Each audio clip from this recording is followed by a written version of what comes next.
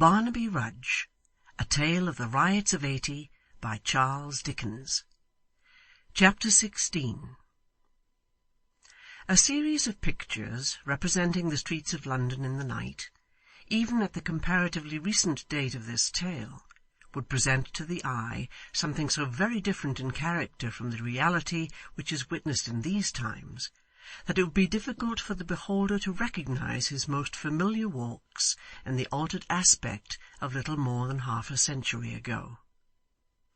They were, one and all, from the broadest and best to the narrowest and least frequented, very dark.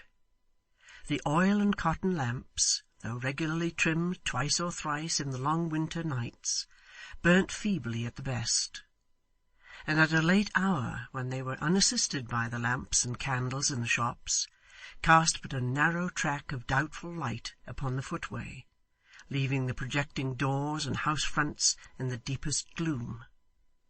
Many of the courts and lanes were left in total darkness, those of the meaner sort, where one glimmering light twinkled for a score of houses, being favoured in no slight degree. Even in these places the inhabitants had often good reason for extinguishing their lamp as soon as it was lighted, and the watch being utterly inefficient and powerless to prevent them, they did so at their pleasure. Thus, in the lightest thoroughfares, there was at every turn some obscure and dangerous spot whither a thief might fly or shelter, and few would care to follow. And the city being belted round by fields, green lanes, waste grounds, and lonely roads, dividing it at that time from the suburbs that have joined it since, escape, even where the pursuit was hot, was rendered easy. It is no wonder that with these favouring circumstances in full and constant operation, street robberies, often accompanied by cruel wounds, and not unfrequently by loss of life, should have been of nightly occurrence in the very heart of London, or that quiet folks should have great dread of traversing its streets after the shops were closed. It was not unusual for those who wended home alone at midnight to keep the middle of the road, the better to guard against surprise from lurking footpads. Few would venture to repair at a late hour to Kentish Town or Hampstead, or even to Kensington or Chelsea, unarmed and unattended, while he who had been loudest and most valiant at the supper-table or the tavern, and had but a mile or so to go, was glad to fee a link-boy to escort him home. There were many other characteristics, not quite so disagreeable, about the thoroughfares of London then, with which they had been long familiar. Some of the shops, especially those to the eastward of Temple Bar, still adhered to the old practice of hanging out a sign, and the creaking and swinging of these boards in their iron frames on windy nights formed a strange and mournful concert for the ears of those who lay awake in bed or hurried through the streets. Long stands of hackney chairs and groups of chairmen, compared with whom the coachmen of our day are gentle and polite, obstructed the way and filled the air with clamour. Night cellars, indicated by a little stream of light crossing the pavement and stretching out half-way into the road, and by the stifled roar of voices from below, yawned for the reception and entertainment of the most abandoned of both sexes. Under every shed and bulk, small groups of link-boys gamed away the earnings of the day, or one more weary than the rest gave way to sleep, and let the fragment of his torch fall hissing on the puddled ground. Then there was the watch with staff and lantern crying the hour, and the kind of weather, and those who woke up at his voice and turned them round in bed were glad to hear it rained, or snowed, or blew, or froze, for very comfort's sake. The solitary passenger was startled by the chairman's cry of "Buy your leave there," as two came trotting past him with their empty vehicle, carried backwards to show its being disengaged, and hurried to the nearest stand. Many a private chair, too, enclosing some fine lady, monstrously hooped and furbelowed, and preceded by running footmen bearing flambeaux, for which extinguishers are yet suspended before the doors of a few houses of the better sort, made the way gay and light as it danced along, and darker and more dismal when it had passed. It was not unusual for these running gentry, who carried it with a very high hand, to quarrel in the servants' hall while waiting for their masters and mistresses, and, falling to blows either there or in the street without, to strew the place of skirmish with hair-powder, fragments of bag-wigs, and scattered nosegays. Gaming, the vice which ran so high among all classes, the fashion being of course set by the upper, was generally the cause of these disputes, for cards and dice were as openly used, and worked as much mischief, and yielded as much excitement below stairs as above. While incidents like these, arising out of drums and masquerades and parties at quadrille, were passing at the west end of the town, heavy stage-coaches and scarce heavier waggons were lumbering slowly towards the city, the coachman, guard, and passengers armed to the teeth, and the coach, a day or so perhaps behind its time, but that was nothing, despoiled by highwaymen who made no scruple to attack, alone and single-handed, a whole caravan of goods and men, and sometimes shot a passenger or two, and were sometimes shot themselves, as the case might be. On the morrow, rumours of this new act of daring on the road yielded matter for a few hours' conversation through the town, and a public progress of some fine gentlemen, half drunk, to Tyburn, dressed in the newest fashion, and damning the ordinary with unspeakable gallantry and grace, furnished to the populace at once a pleasant excitement and a wholesome and profound example. Among all the dangerous characters who, in such a state of society, prowled and skulked in the metropolis at night, there was one man from whom many as uncouth and fierce as he shrunk with an involuntary dread. Who he was, or whence he came, was a question often asked, but which none could answer. His name was unknown. He had never been seen until within about 8 days or thereabouts, and was equally a stranger to the old ruffians upon whose haunts he ventured fearlessly, as to the young. He could be no spy, for he never removed his slouched hat to look about him, entered into conversation with no man, heeded nothing that passed, listened to no discourse, regarded nobody that came or went. But so surely as the dead of night set in, so surely this man was in the midst of the loose concourse in the night cellar, where outcasts of every grade resorted, and there he sat till morning. He was not only a spectre at their licentious feasts, a something in the midst of their revelry and riot that chilled and haunted them, but out of doors he was the same.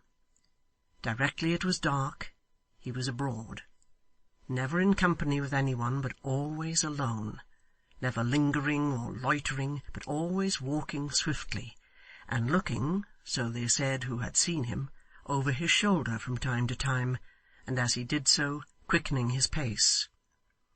In the fields, the lanes, the roads, in all quarters of the town, east, west, north, and south, that man was seen gliding on like a shadow. He was always hurrying away. Those who encountered him saw him steal past, caught sight of the backward glance, and so lost him in the darkness. This constant restlessness and flitting to and fro gave rise to strange stories.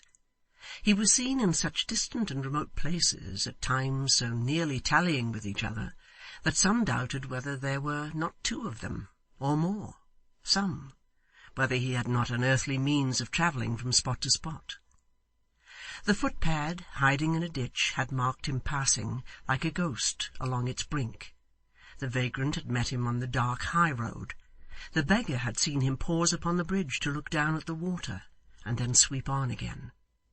They who dealt in bodies with the surgeons could swear he slept in churchyards, and that they had beheld him glide away among the tombs on their approach.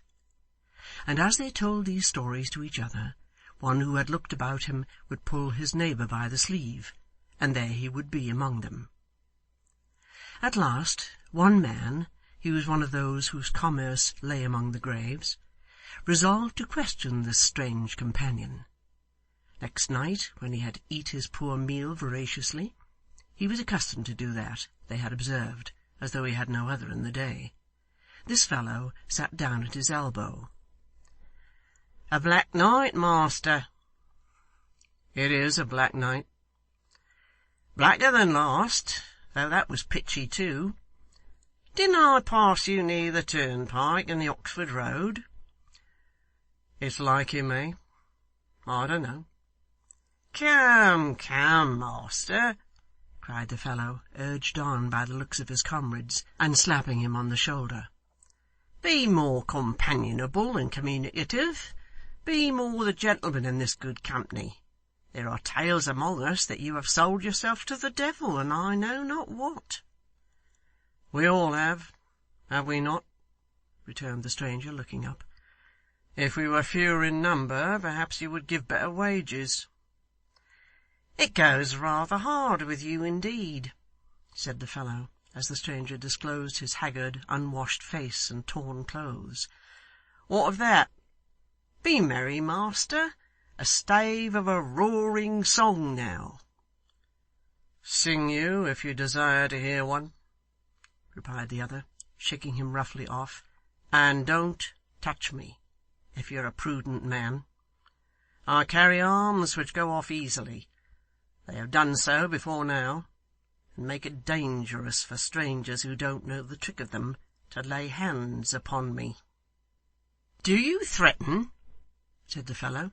"Yes," returned the other, rising and turning upon him, and looking fiercely round as if in apprehension of a general attack. His voice and look and bearing, all expressive of the wildest recklessness and desperation, daunted while they repelled the bystanders. Although in a very different sphere of action now, they were not without much of the effect they had wrought at the Maypole Inn. "I am what you all are, and live as you all do," said the man sternly, after a short silence. "I am in hiding here like the rest, and if we were surprised would perhaps do my part with the best of ye. If it's my humour to be left to myself, let me have it. Otherwise," and here he swore a tremendous oath, "there'll be mischief done in this place, though there are odds of a score against me." A low murmur, having its origin perhaps in a dread of the man and the mystery that surrounded him, or perhaps in a sincere opinion on the part of some of those present that it would be an inconvenient precedent to meddle too curiously with a gentleman's private affairs if he saw reason to conceal them, warned the fellow who had occasioned this discussion that he had best pursue it no further. After a short time the strange man lay down upon a bench to sleep, and when they thought of him again, they found he was gone. Next night, as soon as it was dark, he was abroad again and traversing the streets. He was before the locksmith's house more than once, but the family were out, and it was close shut. This night he crossed London Bridge and passed into Southwark. As he glided down a by-street, a woman with a little basket on her arm turned into it at the other end. Directly he observed her, he sought the shelter of an archway and stood aside until she had passed. Then he emerged cautiously from his hiding-place and followed. She went into several shops to purchase various kinds of household necessaries, and round every place at which she stopped, he hovered like her evil spirit, following her when she reappeared. It was nigh 11 o'clock, and the passengers in the streets were thinning fast, when she turned, doubtless to go home. The phantom still followed her.